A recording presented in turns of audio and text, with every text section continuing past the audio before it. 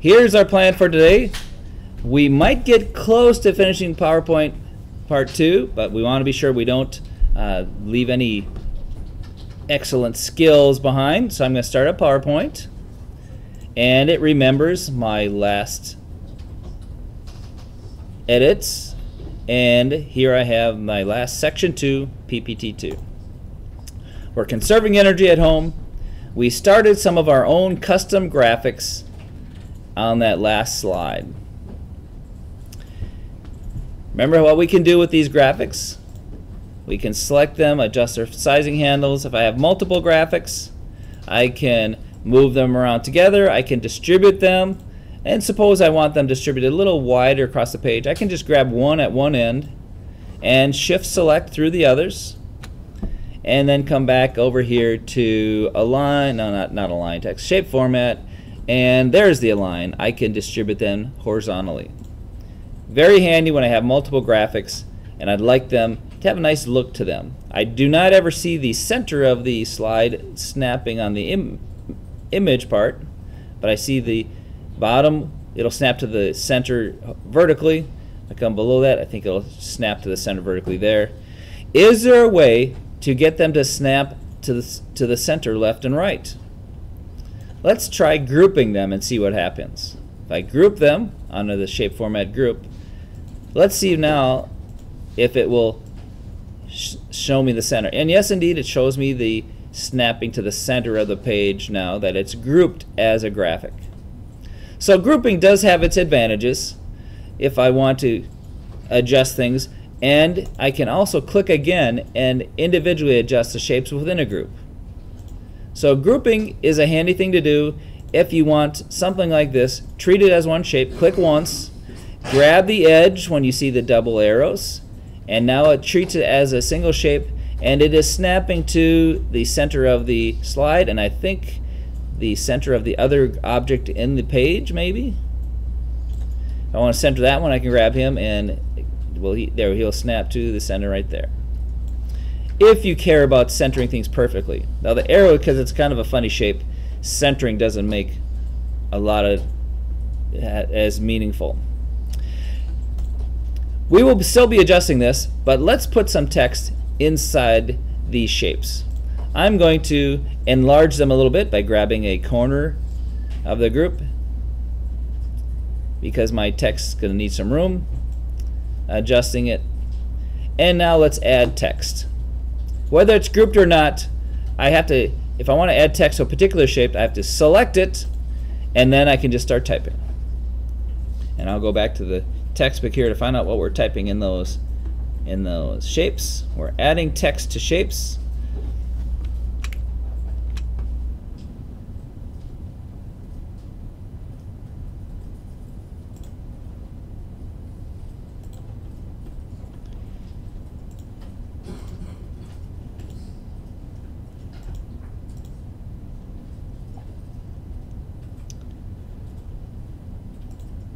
And the leftmost trapezoid we want to add text to. And here is the text we're going to be adding to them. This one I select and I just start typing. Remembers your preferred temperatures. Just start typing and it places the text right inside the shape. And it automatically wraps for you. Temperatures. It does do some spelling checking as well. The next one is going to say turned itself up or down.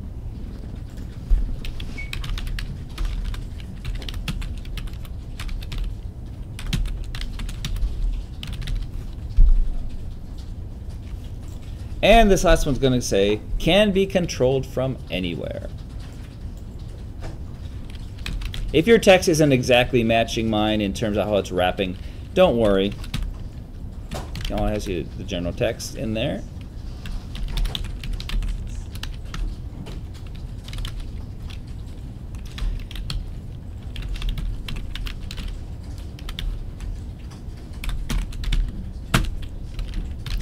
What's disappointing to me is most of the apps I am finding, they do not have a laptop application. Usually it's an app only. My garage door, it's only an app on my phone. I can't control my garage door from my laptop. Or my thermostat. I have both a smart thermostat and smart garage door opener. And just a little bit aside here, this is a nice convenience for you, but remember, if you choose weak passwords or have weak passwords on your wireless, even if you've set everything up, there is the possibility that someone can hack into your devices and control them also from anywhere. So the best lesson for you is use a password manager, use complex passwords, don't use the most common passwords. You're going to be very unhappy if you find someone has decided to control your thermostat and shut it off in the middle of winter. That can be done, pranked or malicious. It is a security concern of your generation, of your age of technology, where it's called the Internet of Things. Everything that you buy that's any sort of complex at all that might be convenient to be controlled by something else is likely has that capability. My new furnace I put in, as I'm going to set it up, I see it's got Bluetooth connection, and it helped me set up my furnace. But no one would have expected that on furnaces, but there is that capability. So be super careful. Don't give away and don't your passwords, and don't choose very weak passwords. Just make it your habit to do that. That's free advice for you coming with this. Okay, now we would like to apply a certain text format to that. Because I have grouped this, I can apply the text format of bold and shadowed and dark text, or black text, upper left theme color, to all the text at once. If it hadn't been grouped, I'd have to select and then shift select all the shapes to apply. But since I had grouped them, it makes it easy to adjust the text. One click and any font selection applies to them all.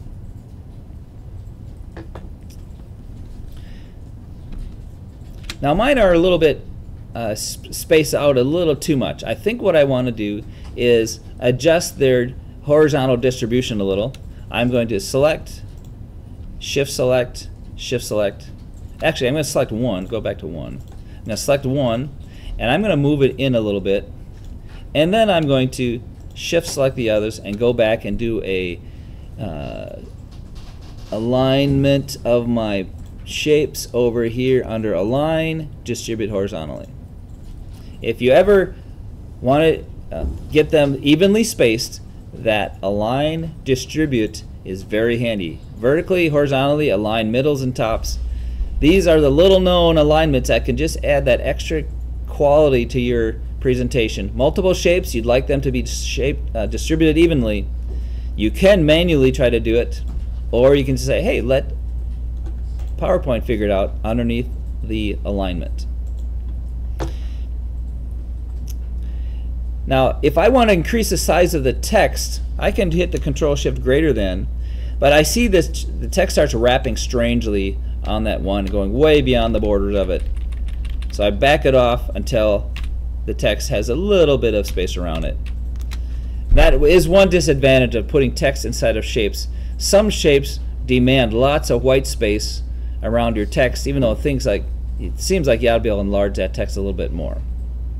But you can apply shapes, text to shapes, and if you want complete flexibility, you can make it a text box separate from the text inside the shape. If you want to have perfect text with much better options, you can make it a separate text box. Now the arrow. We're going to deal with this arrow now. We like this graphic is just a little, again, a little decoration on our slide. Let's go ahead and first fill that with a green color, because we're talking about saving energy. Green is the color for saving energy. So let's change its shape fill to be the standard green color. And let's apply a style to that. And how about a gradient? Is there any gradients? Yeah, let's do the gradient green.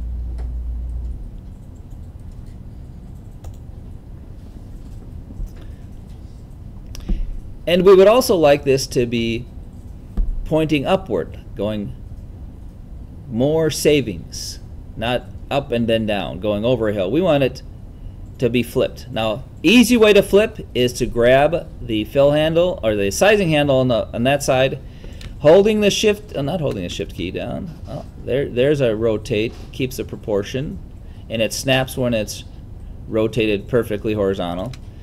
If you don't trust yourself to rotate it that way perfectly, remember you can always come over here to the rotate, flip vertical or horizontal, and that gives it a perfect flip without you having to do the dragging.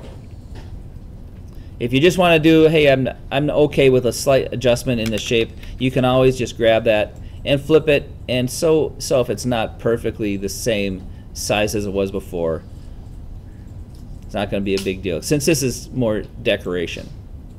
And I'm going to move that up a little bit, and I'd also like it to be sent to the back. Let's see, I'm going to bring it to touch the edge of that slide. I'll bring that down a little bit. I don't want it blocking text, so I can right click, send to back. And now I have decent looking graphics, and yet there's more. We've distributed those objects, aligned them. The ruler is handy to see sometimes, to see when things are aligned. And if the grid lines are ever helpful, remember you can always turn on grid lines in case it helps you to align things. I find the little red line that shows up when I'm adjusting something helps me to snap to the right position. See how it shows me when I'm equal space between those two? I think it'll show me when I'm centered between those as well. You don't have to show the grid lines. You're not always snapping to the grid lines. Sometimes they're helpful to show you how to line things up, or if you want an exact size of things. I don't find them yet that useful myself most of the time, but they're there, and you can even turn on guides as you adjust things. They don't show on your slide, just in case you're worried. So we've adjusted our shapes, we've adjusted our arrow. Now it's time to bring in another shape.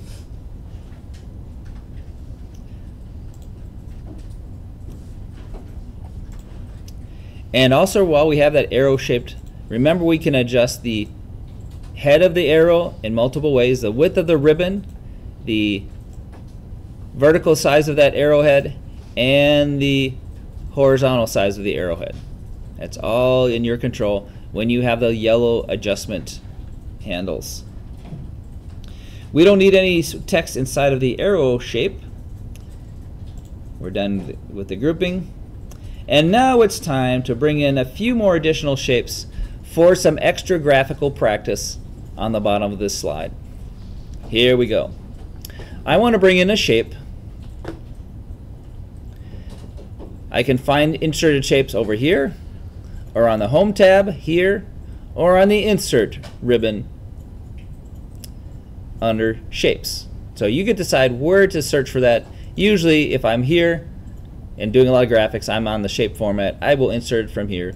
And the shape we want to bring in is from the flowchart section, the punched tape, flowchart punched tape. Select that and then come draw it, something like this. The exact position and width is not super critical. We are going to be putting text inside of it, so we don't want to make it too narrow vertically. Now we're going to put on top of that shape a moon on the left side and a sun on the right side. Grab over here. It's over here on the basic shapes. There's my moon shape. And I'm going to draw it something like this, overlapping a little bit beyond the edges of the punched flowchart. And you can adjust your position and do the similar thing with the sun. The exact position is not critical. Make it go beyond the shape just so you'll see the next thing we do, the effects of a shape that is slightly overlapping another shape. And let's see, if I hold the shift key down, does it keep my sun round? Yeah, the shift key keeps my sun nice and round. And if I don't want it perfectly vertical, I could rotate my sun a little bit. Give it a little bit of a interest there. And same thing with the moon. Let's grab him, rotate him a little bit just for a little bit of an interest. It's not perfectly vertical in the sky. Now something new. Many people don't know about this. Let's go ahead and multiple select these objects. I can drag around them to select them. Oh, I missed selecting the whole sun. Let's shift click on the sun to get that in there too. Those three shapes selected, either with a drag around or shift select each one. Now comes the thing most people don't know about. This little guy hiding right up here called the merge shapes effect. Watch what happens with a union. It basically gloms them all together in one shape. The combine has an interesting effect. The fragment, I think, cuts them into multiple small shapes. The intersect, not much interesting there. The subtract, it subtracts, looks like it subtracts everything else from the moon. What we'd like to use is the combine effect. I click that, and now I have an object that is a combination graphic from those other three. I cannot go back and select the sun again and rotate it or adjust the moon. It has become a new thing all in itself that if I want to adjust, I can't redo anything except redrawing shapes. Let's see now if I start typing text whether it is rotated text, because I didn't mean for the text to be rotated. It looks like the rotation of that sun made a strange tipping of my shape. Let's start adding some text to this now, and the text we want to add is a smart thermostat works night and day. Let's see what happens to my text. I'll just start typing a smart thermostat works night and day. Oh, I want night and day to be on a separate line. So I'm going to hit an enter after the word works and delete that extra space in there. Now I'm a little disappointed that my text got rotated all because I rotated my sun over here.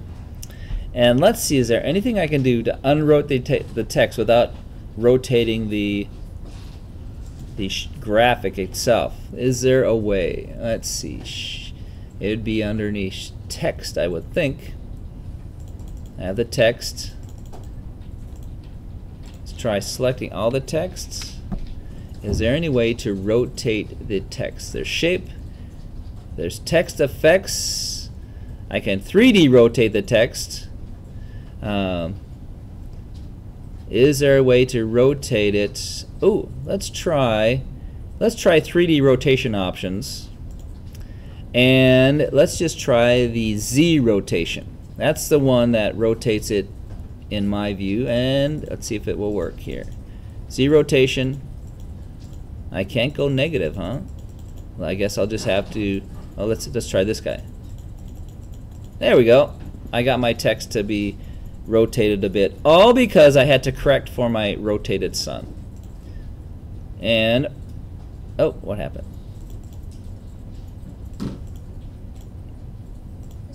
If I let go of it, oh, there it goes. Question?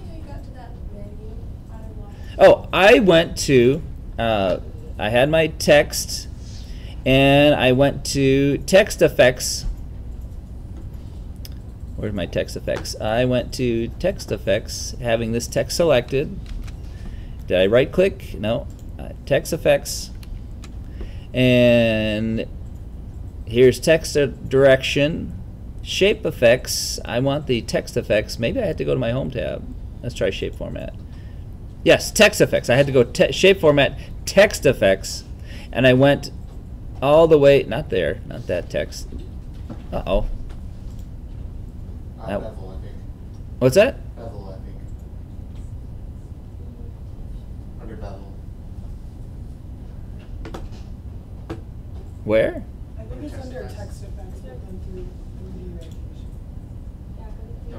Oh, that's right. There, that's right. I forgot. It was 3D. And then, yeah, I was looking for that option. There we go. And then, there's where I got to my 3D. It's a little bit complicated, though, isn't it? And watch what happens. If I edit the text, it rotates it. Control A, and I can enlarge it. it actually de-rotates once I let go, remembering it has that Z rotation in it. So editing of it makes it look like it's tipped, but it really isn't. So see that again, it's under Text Effects, 3D, there. I forgot my path. Now, normally you wouldn't have to worry about this, and we actually didn't have to worry about this in the previous class. It's all because I had decided to rotate my sun before grouping that as, or before merging it. So merging it does throw a little extra there. It causes your rotation to go weird sometimes. So that was a lot of interesting things you could do with that text. Now we would like to have this filled with green, so let's choose a green color for a fill. And since the arrow was gradient, let's do the gradient fill on that too.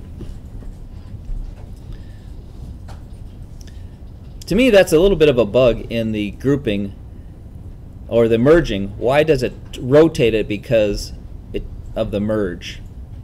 So the merge is a little bit weird for us. Yes? Would an easier way just be putting a text box just over it? Yeah, yeah. Instead of just having to... Yep. So it keeps the same slick design. Yep. Just not having to- And I would do that.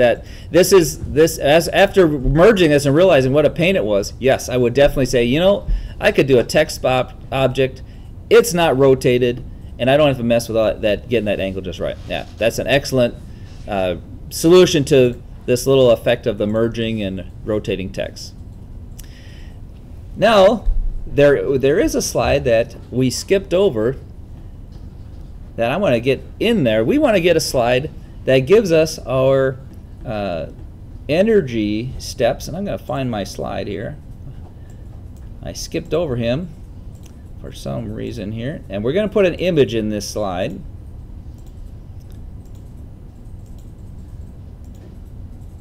Find the little slide with the little arrowy guy, or it's a smart art that we brought in that we were supposed to bring in last time that I must have skipped over.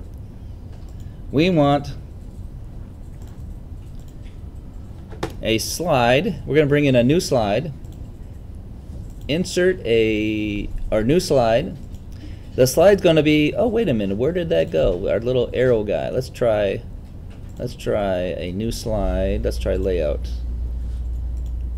Uh-oh, did I lose my little up arrow? I deleted a slide. Oh, I know what I did. We brought in a smart art. We did a blank slide with smart art. Let me find that. Now I remember. It was a smart art that I skipped over last time. There we go. We're starting with blank slide and bringing in a smart art graphic. And here we go. So bring in a new blank slide. We're going to put it right after this slide. And we'll bring in a new slide. It's going to be just a blank slide. And now we're bringing in smart art with the insert smart art. This time we're going to do, I think it's the cycle one. No, not cycle, process. The process, where's our little process guy? This little process guy right here. The upward arrow process smart art. I click that and click OK. And let's adjust it off to the left just a little bit. Oh, not just the arrow thing. Let's adjust the whole thing off to the left. And the text that we're going to put in here, the process smart art, this time it does have placeholders. This is going to be hourly pricing.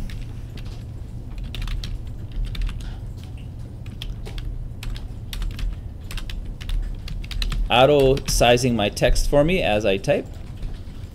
Peak time savings.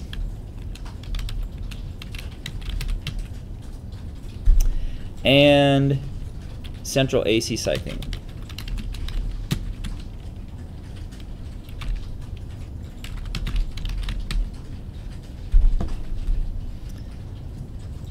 And I realized I really did want a title to this slide. So let's go back here and change my layout to title only, and it adds a title placeholder for me. So I can always change my layout later without losing my graphics.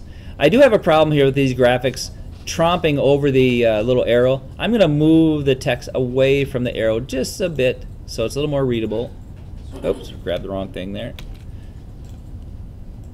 Move that down a bit. Select, and I can either resize that down or move the whole text box down.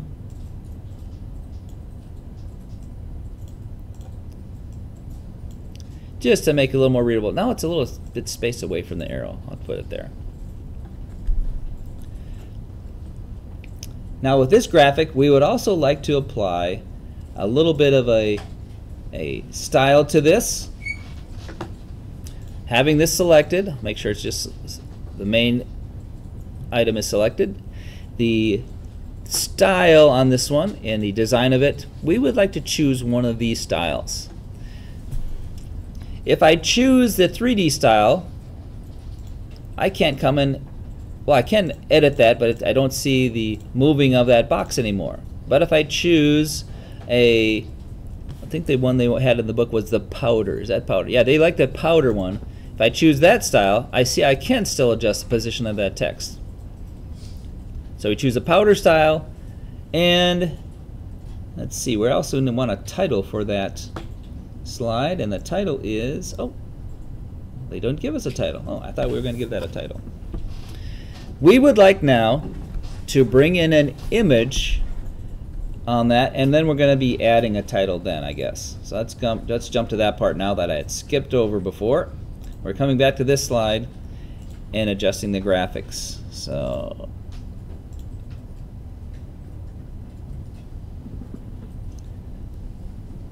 get to that part now. We did our shapes on our own,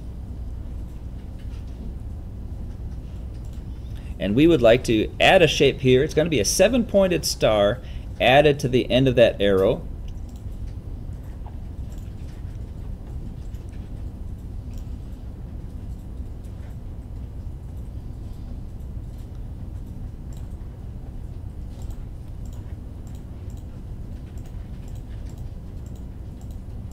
And the sections in the book aren't letting me, there we go.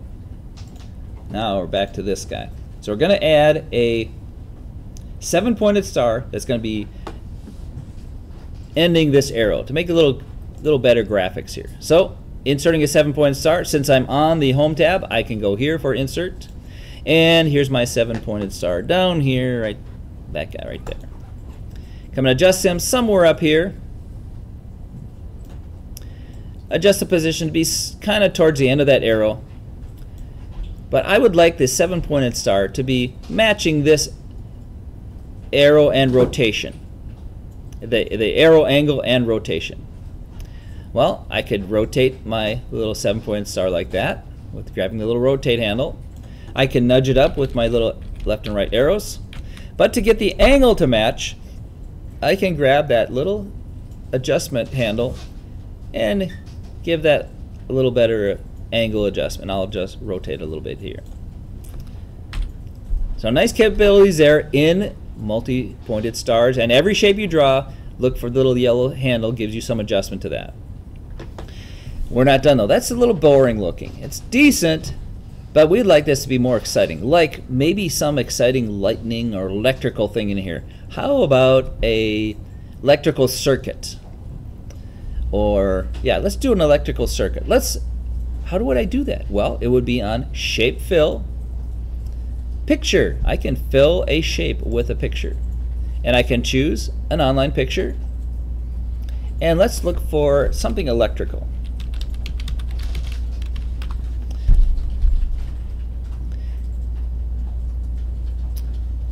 That's more nerdy electrical wiring. You could choose one of those. I'm thinking maybe more lightish. How about electrical light? Okay, so I'm getting different light bulb images. I'm going to try a light bulb. Let's see. You can pick any of those light bulb images. We did learn that if I choose an image where the light bulb is full in the image, watch what happens when I fill the shape by doing insert. The bulb outline kind of gets cut off. So I don't quite want a light bulb that fills the image. Let's try a different image to give me a little bit of a padding around it. And we found out, we tried to look, is there a way to actually adjust how that picture fills? I could not find a way to adjust how the picture fills the shape. I just learned I better pick a light bulb that has some space around it, or all I get is kind of the remainders of the innards of a light bulb, and I might not be able to tell what it is. So I'm going to I'll do this one. And what happened? Didn't get inserted. There, we finally brought it in. That doesn't look much like a light bulb. And again, I don't have much control over how the light bulb image fits in there. So I don't like that one. I'm going to go try a different one. It doesn't look like enough like a light bulb. So shape fill. Choose another one. I'm going to stick with this next one. I'm going to search for light bulb. Light bulb.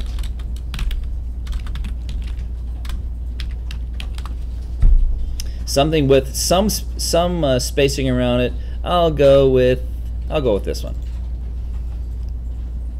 There we go. Everyone recognizes that as light bulb. It looks to me like it actually does stretch or warp the image a little bit. So if you have a square shape, it looks like you're going to want a square image, or I could see some warping happening. Now that's pretty good.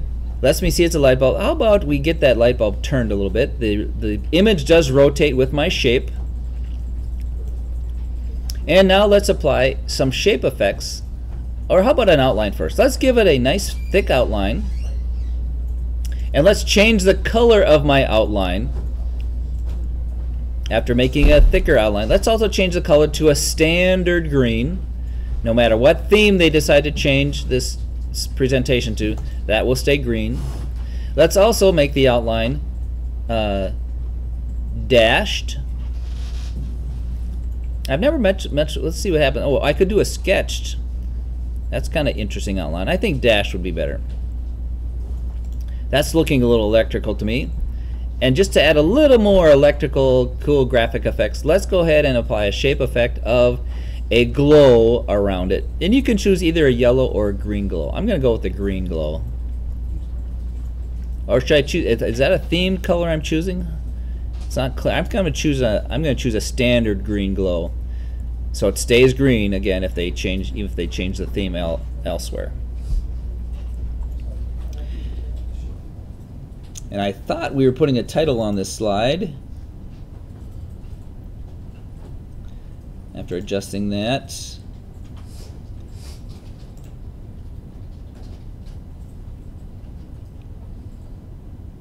about the glow. And they better be giving me the title. There, finally they give me the title. Manage your energy. I would have put this title way at the start, but they don't tell us what the title is until they've done all their graphics. And just to make it even more exciting, let's make an exclamation point. You can adjust the size of your title however you like.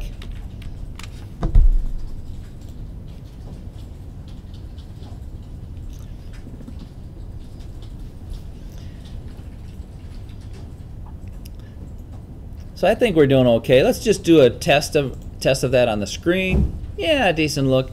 The text feels a little big on the arrows. Let's see if I can adjust that. I'm going to shift select each one. And let's see if I can adjust the text size. Yeah, I can bring that text size down just a bit. I think I like that. It was getting a little too obnoxiously large. And I'm going to bring this down, pull it away from the arrow just a tiny bit. I like that a little better.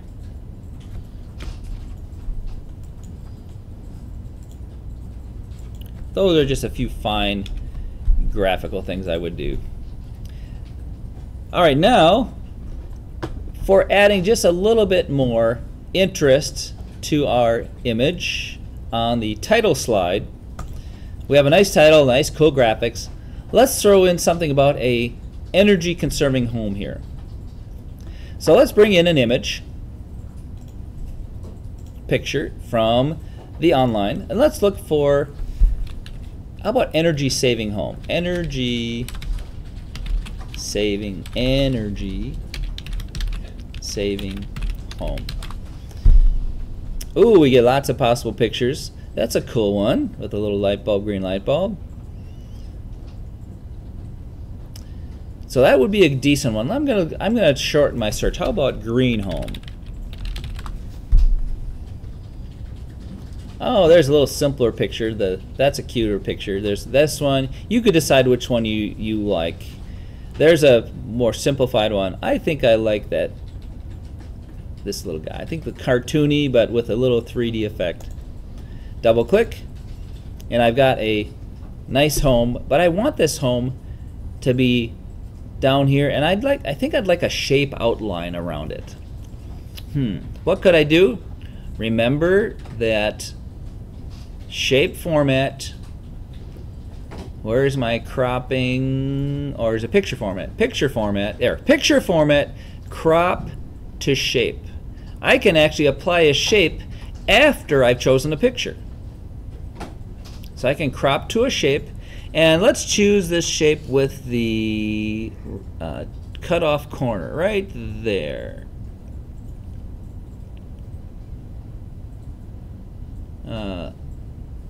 Diagonal corner snipped.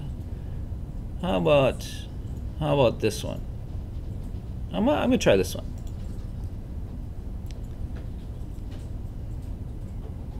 And I can't tell any difference. Did it get cropped to a shape? Ooh, maybe it's not doing what I thought. It looks like I've got two pieces. I'm going to delete that title part of it. Can I delete that? Let's delete that part. Now let's try applying this shape to it. Right? I want to go to picture format.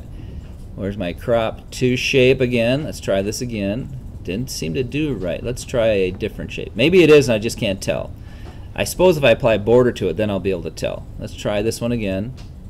Let's probably, oh, I can tell. I see a little arrow sizing handle. So it is cropping it to a cutoff corner, but I can't tell because the shape has no border. So let's give it a border, and now I'll be able to tell, oh, I do have a shape. Let's make that green, and let's give it a weight. Now I can tell it's there. Now I see that this border, I can only adjust the cutoff of that corner. What if I want to cut off this corner too? Can I change my shape? Let's try. Let's crop to shape. Let's try the double cutoff corner, that guy right there. And I can adjust those corners. Oh, and this one adjusts two corners together. I guess that's all right. Now let's shrink that down to something near the size of my title right about there. Now, what if someone came to me and said, you know, I want the corners cut off top and bottom on the right. Well, let's see. If I rotate my shape, oh, look, my picture rotates too. Is there a way to unrotate my picture but keep my shape? Let's see. Picture format. Let's try rotating my picture. Oh, it wants to rotate my shape too because the shape is applied to the picture. So it looks like if I wanted the corners cut off on the right, I don't know if there's a shape that'll let me do that. Let's check my crop to shape. And I don't think there's a shape that lets me adjust the right side corners. Let's try this one and see. Yeah, he only gives me that corner to adjust. I don't think there's a shape that lets me do that. In the book they had an image that must have been rotated already, and then they rotated it with the shape.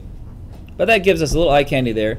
How about, let's see, what would happen if I apply a glow? Will it glow around the house or will it glow around the border? Let's find out. That would be under Picture Effects, Glow, and let's see what it looks like. Oh, it only glows the border. Is it glowing around the house a bit? I think it is. Let's adjust my glow. Let's go down to glow options and give me my full control over the glow. Let's change the glow color to be the standard green, and let's see what happens with the glowing if I change the size. Yes, it does glow the house too. So if I didn't have a border glowing, a border there, only the house would be glowing. And I think the yellow is a better glow. Yeah, I like the yellow a little better.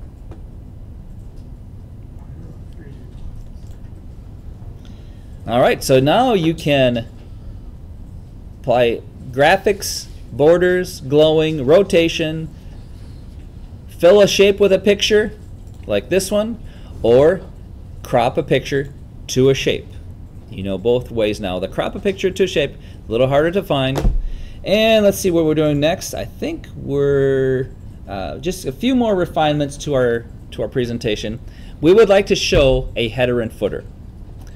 Remember, those are actually modifying your master slide, but I can go to the Insert Header Footer menu, and basically this turns on shapes that are hiding over there in my master slide. I can turn on Show Me My Date and Time, turn on the slide number, turn on the footer, and of course if I want something in their date and time, let's go ahead and put in the date we're writing this. Let's go October 2nd. October. Let's put in a footer of our company name. Let's put in Emmaus Bible College. We're experts at energy saving. And this is pretty standard where we don't show the header and footer on the title slide. I click Apply to All, meaning it applies to not just this particular layout that I'm in, but will apply to all slides. I click Apply to All. Now let's do a little exploring. Let's go to the next slide. There I see Emmaus Bible College, but it's not very readable. Let's increase the readability of our company by going to View, Slide Master, and in there I have control over that text in there, and I'm going to increase the size of the text by just selecting that object and in Control Shift greater than. If I make it too big, remember it may tromp on other graphics that are on my other slides, but it makes it more readable to my audience. I could apply a text color to that at this point because I am control of the master slide. Oh, I just realized I'm controlling the master of that particular slide. I want to control them all. I'm going to go here to the super master and change the text there. I was changing it in one place. Where did I change it?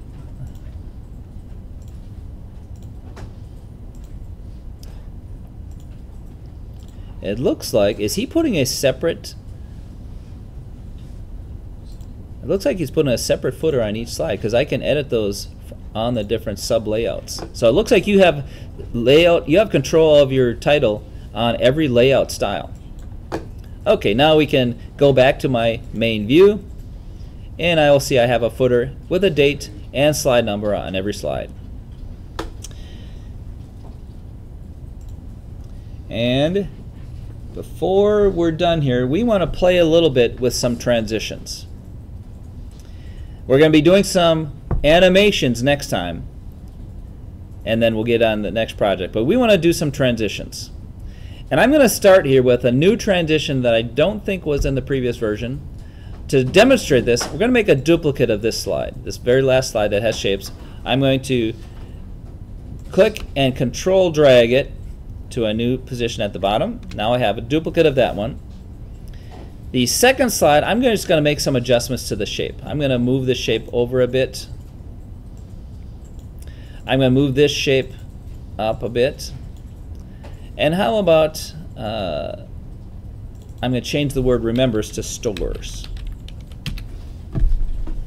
The only reason I'm doing this is I'm going to try out the new morph transition effect. Oh, look at that. It lets me adjust my footer position even though I'm not in the master slide. I'm surprised at that. I didn't realize I could do that. Now let's watch what happens with the morph transition. I'm going to go to the Transitions tab. Remember, the transition is the transition into this slide. So I choose a slide. The transition I'll see is, I won't see it until I go to the previous slide and then transition into this slide. Let's see what happens with the morph transition. It's the new morph transition. And now let's play the previous slide transitioning to my new slide. Select that slide, click the play here. There's my previous slide. I click, and the morph adjusts my text, or adjusts my shapes. This doesn't work very well if it's a completely different content from one slide to another. It works best when you have similar content And I'm going to also go to my morph options here, back on this slide. Underneath the effect options, I can decide whether to morph my words or characters. And it gives you a little advice about that. Now let's see what that morph looks like. I'm going to watch the word remembers, because all the other words stay the same. Let's play this and watch the morphing from remembers to stores. Oh, that was pretty boring. I've seen it scramble. Maybe I have to. Well, I checked my options again. Did I not check? I did say scramble the words. Let's try characters this time. Maybe that's what I wanted. Let's try it now. Let's play. And transition. Oh, boring.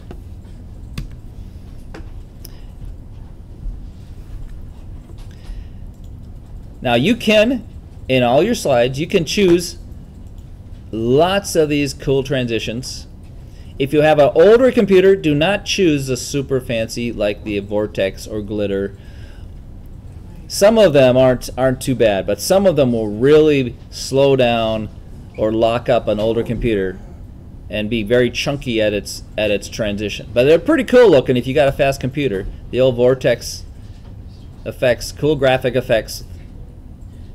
We'll be doing some more graphics next time, but we'll stop here. And so save what you have. We're almost done with this presentation, but I want to spend a little bit of time on animation, because that gives you a lot of power in getting your, especially visual learners, paying attention to your presentation.